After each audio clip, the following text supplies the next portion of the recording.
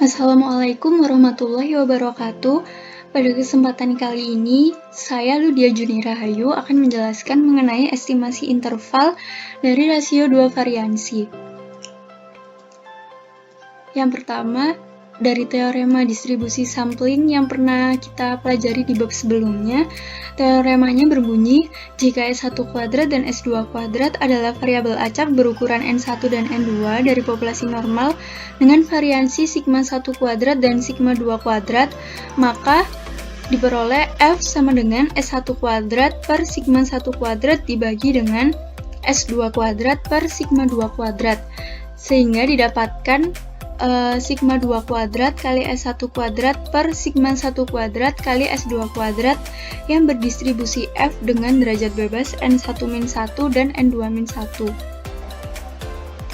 Selanjutnya, untuk mendapatkan bentuk seperti ini, maka pertama kita buat grafiknya lebih dulu.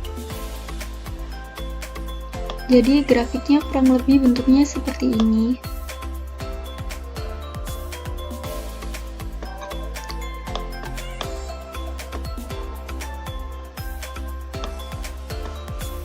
Di sini adalah 1 min alfa, di sini alfa per 2,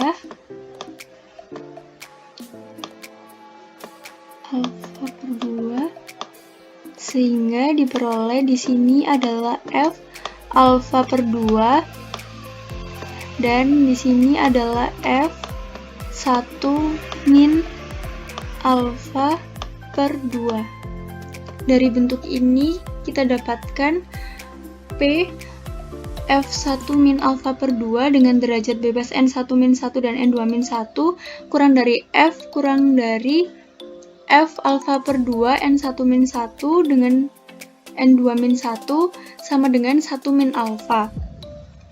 Kemudian F ini kita ganti dengan sigma 2 kuadrat kali S1 kuadrat per sigma 1 kuadrat kali S2 kuadrat, sehingga diperoleh bentuk seperti ini.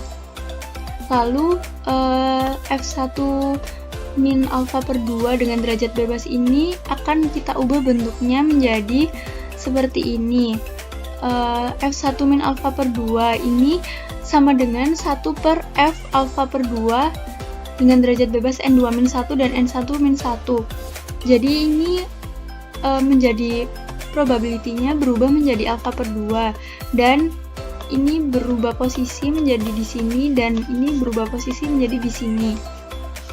Lalu setelah diperoleh bentuk seperti ini, tinggal kita pindah ruas. Dari F alfa per 2 ini kita pindah ruas ke sisi kiri, dan ini kita pindah ke sisi kanan, sehingga didapatkan bentuk seperti ini. Selanjutnya, dari bentuk ini bisa kita pecah menjadi dua, yaitu sigma 2 kuadrat kali S1 kuadrat per sigma 1 kuadrat kali S2 kuadrat kurang dari F alfa per 2 dengan derajat bebas N1 min 1 dan N2 min 1. Dari bentuk ini kita pindah ruaskan sehingga didapatkan bentuk sigma 1 kuadrat per sigma 2 kuadrat. Jadi ini kita pindah ruaskan ke kanan, dan ini kita pindah ruaskan ke kiri, sehingga didapatkan bentuk seperti ini. Selanjutnya, kita gunakan bentuk kedua, yaitu sigma 2 kuadrat kali S1 kuadrat per sigma 1 kuadrat kali S2 kuadrat lebih dari F1 min alfa per 2 dengan derajat bebas N1 min 1 dan N2 min 1. Jadi bentuknya seperti ini. Lalu kita pindah ruaskan ini ke sisi kiri, dan ini kita pindahkan ke sisi kanan agar didapatkan bentuk seperti ini. Nah, 1 per F1 min alfa per 2 dengan derajat bebas N1 min 1 dan N2 min 1 ini sama dengan bentuk ini. Jadi ini kita masukkan ke sini saja, kita ganti. Didapatkan seperti ini. Jadi dari bentuk ini yang setelah kita gabungkan akan menjadi seperti ini. Dari uraian tersebut dapat disimpulkan bahwa jika S1 kuadrat dan S2 kuadrat adalah nilai variansi dari sampel acak independen berukuran N1 dan N2 dari populasi normal, maka 1 per F alfa per 2 N1 min 1 N2 min 1 kali S1 kuadrat per S2 kuadrat kurang dari sigma 1 kuadrat per sigma 2 kuadrat kurang dari S1 kuadrat per sigma 2 kuadrat dikali F alfa per 2 dengan derajat bebas N2 min 1 dan N1 min 1 adalah interval konfidensi 1 min alfa kali 100% untuk rasio 2 variansi sigma 1 kuadrat per sigma 2 kuadrat. Misalkan di soal yang diminta adalah sigma 1 per sigma 2, maka dari sini harus kita akarkan dulu sisi kiri dan juga sisi kanannya. Selanjutnya untuk membaca tabel F, misalkan ada F dengan probabilitas 0,1 dengan derajat bebas 4,2, maka yang pertama di sini adalah derajat untuk pembilang N1 dan ini derajat untuk penyebut N2. Di sini 4, di sini 2. Lalu kita tarik garis sehingga didapatkan 9,24. Jadi seperti itu. Selanjutnya adalah contoh soal.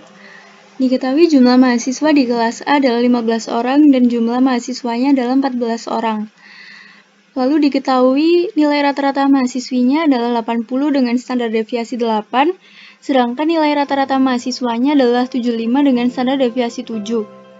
Lalu yang ditanyakan adalah hitung interval konfidensi 98% untuk sigma 1 per sigma 2. Untuk penyelesaiannya sebagai berikut.